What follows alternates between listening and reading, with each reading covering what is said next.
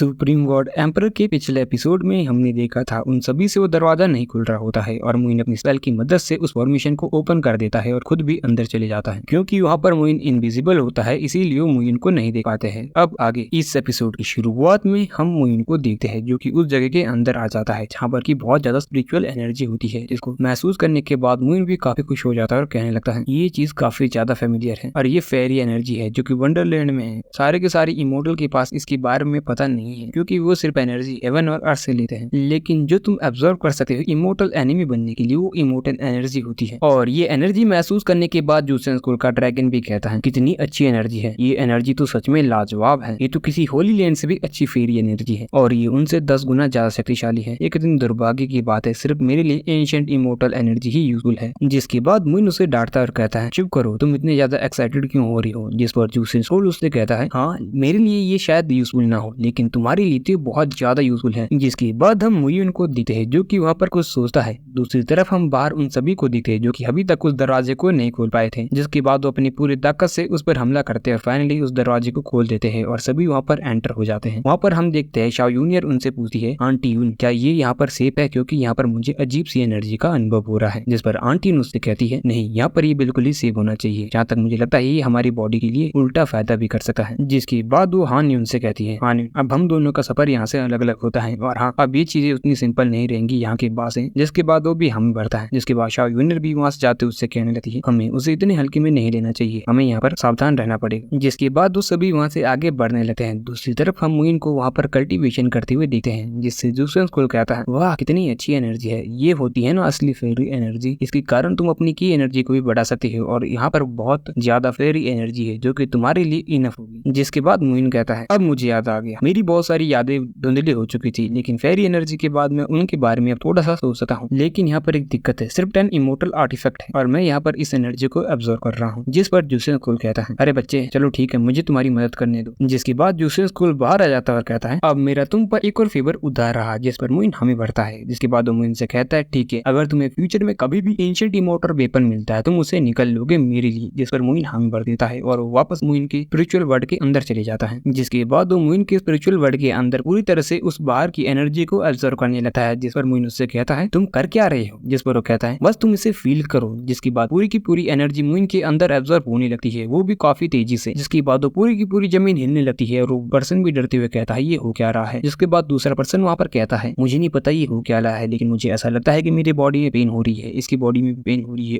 और ये जगह गिरने वाली है। जिस पर हान यून भी कहता है ठीक है लेकिन यहाँ पर आगे बढ़ो लेकिन चेतावनी से। जिसके बाद हम मुइन के स्पिरिचुअल वर्ल्ड में देखते हैं जिसके अंदर मुइन आ जाता है और जूसेन स्कूल भी ट्रांसफर होने लगता है और कहता है अब मैं पूरी तरह से ट्रांसफर नहीं हो पाता हूँ और अब मैं पूरी तरह से बड़ी मुश्किल से ही इसे स्टेबल कर पाता हूँ बिना उसके, लेकिन हाँ एक बात तय रखना जैसे मैं फिर से कोमा में चला जाऊंगा तुम इस श्राइन केव में वापस नहीं आ पाओगे। जिसके बाद वो एक ह्यूमन में ट्रांसफॉर्म हो जाता है और मुइन भी कहता है हाँ मैं ये बात समझता हूँ लेकिन फेरी एनर्जी का क्या। जिस पर वो कहता है मैंने यहाँ पर 9 Tom seizing the sky monument को महसूस किया है। जिस पर मुइन कहता है मैंने भी महसूस किया है लेकिन कनेक्शन है 9 टॉम सीजिंग और हेवन स्टेन के बीच में। जिसके बाद मुइन को वही टॉम स्टोन दिखाई देती है। जिसके बाद मुइन कहता है पहली बारी जब मैंने इसे जोंग में देखा था, दूसरा मुझे एंशिएंट ड्रैगन ड्रीम्स में मिला, लेकिन मैंने ये चीज एक्सपेक्ट नहीं की थी कि अगला मुझे यहाँ पर ड्रैगन केव में देखने को मिलेगा। जिसके बाद मुइन अपनी आंखें खोल देता है और उस प्लेटफॉर्म के सामने चले जाता है और वहाँ पर मुस्कुराते हुए अपने हाथ पर एक कट मारकर अपना खून निकालकर उस प्लेटफॉर्म पर छोड़ देता है। जिसके बाद मुइन की पिछले जन्म की आकृति उसके सामने आती है और मुइन उसे फील कर पाता है, कहता है हाँ ब्लड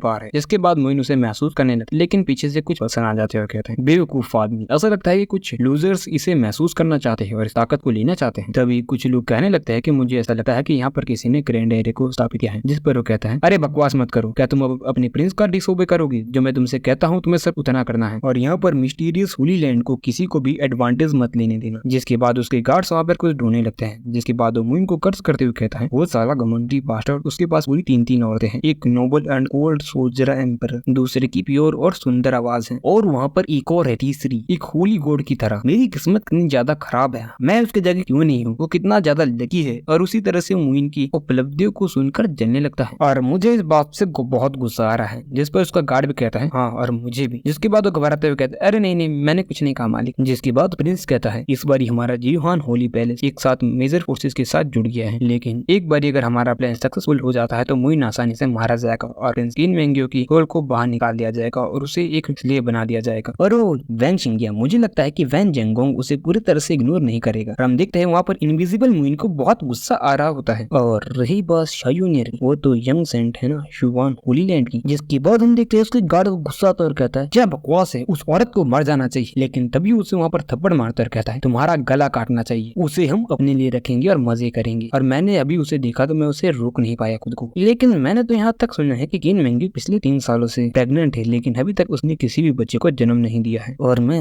देखना चाहूंगा उसके उस घटिया पेट में है क्या चीज। तभी उसे उड़ते हुए एक हाथ लग जाता है और वो सीधा जुट जाके गिरता है और मुइन की आवाज आती है वो मेरा बच्चा है, जिसके बाद वो वहाँ पर गिरते गिरते उठ जाता है। और उसी के साथ ये एपिसोड यहीं पर खत्म हो जाता है। गाइस, आपको एपिसोड कैसा लगा कमेंट करिए।